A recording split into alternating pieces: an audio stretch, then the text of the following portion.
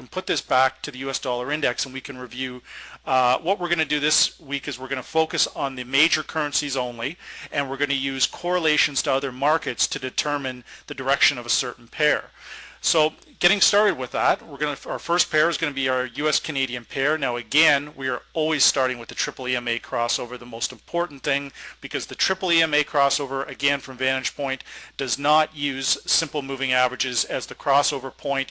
It uses only Vantage Point's predicted moving averages as the crossover indicator. So we can see here, US-Canada, the 3-day has crossed over both the 8-day and the 18-day predicted moving average. However, the 8-day has not crossed over the 18-day, suggesting that this is not yet a trend reversal. So again, we've got 105.80, 105.96, 105.43 with a close of 105.02. So the market is closed below the predicted moving averages, which is certainly a concern, suggesting we have resistance up here. So now that we've done this, we're going to take this a step further. We're going to right click on this using the Vantage Point. We're going to put the Canadian dollar down here so everybody can see this, and now we're going to use the other markets of interest that correlate to the US-Canadian pair. Now one of interest again comes down to crude oil. Now with looking at the crude oil contracts, we can see that again the triple EMA crossover is not suggesting that we have a trend reversal in light crude oil. Suggesting that crude oil is going to continue its downtrend. This is very interesting looking at the US-Canadian pair, because the Vantage Point software again is not predicting a trend reversal as of yet on the US-Canadian pair. Now if we go in and we have a look at crude oil a little closer, what we can do is we can now again we can apply our medium. What I prefer is the long-term crossover from Vantage Point. The short and the medium term are very good, but they're also susceptible to market noise. So we're going to start here and we're going to use the medium term. So again with the light sweet crude, we can see that this the correlation to New York crude and the US-Canadian pair is extremely high. So what we're doing here is we're looking at this saying, okay, the medium term from US-Canada has crossed to the downside, but crude oil contracts are not really supporting that move lower on the Canadian dollar. So this is what we're looking for. Very good point of interest. Now if we go back into the properties here and we hit the short term, we're going to hit the short-term crossover and we're going to hit apply to both. We can see that the crossover to the downside has taken place on the US-Canadian pair.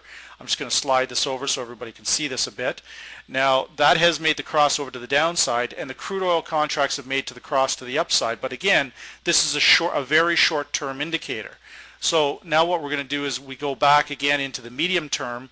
We can hit apply to these contracts and we can see that on the medium term that indicator is not confirmed that crude oil is going to reverse. So it's very important that we look at multiple markets to help us with that direction. So we've looked at light sweet crude. Now what we're going to do with the US-Canadian pair is we're going to take it one step further and we're going to look at the RBOB gasoline contracts. This one is highly influenced by the US-Canadian pair, or the US-Canadian pair is highly influenced by the RBOB contracts, whichever way you want to look at it. So the point of interest here on the medium term, the US-Canadian pair continues to move lower. However, the RBOB gasoline contracts are not really supporting this. So from a commodity standpoint, again, it's highly questionable whether the US-Canadian pair will continue its move based on this analysis. So we have to watch this closely throughout the week, but again, we're going to be watching very closely on these commodities to see if they continue to move lower to support what's currently happening with the US-Canadian dollar right now, or if this is simply just speculators selling the US-Canadian pair, hoping that the Canadian dollar will strengthen based on the increased commodity prices. So those are some main indicators to look at for when we're looking at the US-Canadian pair, and hopefully that gives everybody a little more insight on what to look for. Now what we're going to do here now is we're going to go into the Euro US dollar. I'm going to switch this back so everybody can see this. We're going to again always look at the triple EMA crossover before we look at anything else, because again it's the most important indicator that we have. So we can see here very clear directional move is happening. 138.90, 137.44, and 136.77 are the main key levels of resistance right now. So what we do here now is we can go in, we're going to go in from vantage point, we're going to have a look at the short-term crossover. We're going to then hit apply. We can see that we have a crossover that is still taking, a minor cross took place to the upside, but it is now continuing its move lower. The medium-term crossover very likely to remain the same, as we can see very clearly showing a downtrend. Long-term crossover from vantage point, again the long-term, we're looking at the 6-day predicted exponential moving average from vantage point crossing over a standard 15-day simple moving average. Very clearly we have no buy signal here whatsoever. So what we're going to do here now, we're going to hit our triple EMA crossover, hit apply to all. Now what we're going to do with the Euro US is we're going to go in again and look at some of the things that the Euro historically has had a high correlation to. So what we're going to do is, again, we're going to put our Euro US dollar down below here so everybody can see this. We're now going to go in and have a look at some of the things that have had a very high correlation to the Euro in the past several years actually. So what I'm going to start with is we're going to switch gears again and go to another market. We're going to look at the E-mini S&P 500 or the S&P 500 contracts. We can see here that very clearly this stock market is in a downtrend based on the triple EMA. We've been in an uptrend since probably October based on Vantage Point's analysis here. We have no real sign of this thing turning higher.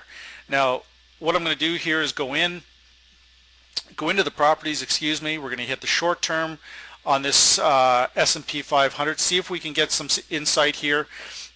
We can see that we have had a crossover to the upside. That's taken place a few days ago. Now again, the short-term indicator, the short-term crossover is a very volatile indicator because it picks up on very short-term movements in the market.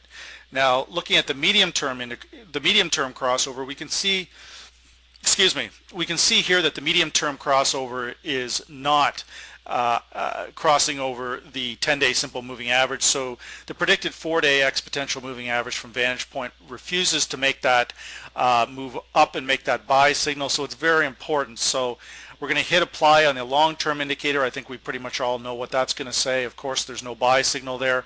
So very, very strong indication here that the stock markets are going to, based on this correlation, the stock markets are going to continue to move lower, and this suggests that based on this correlation that the Euro US is also going to continue to move lower. So again, we can see that this crossover, this volatility that we had here back in the beginning of January, where Euro US tried to break over the Vantage Point triple EMA, tried to make its move higher. Right at that time the stock market sold off also, hence this move lower in Euro US. So very good indication here.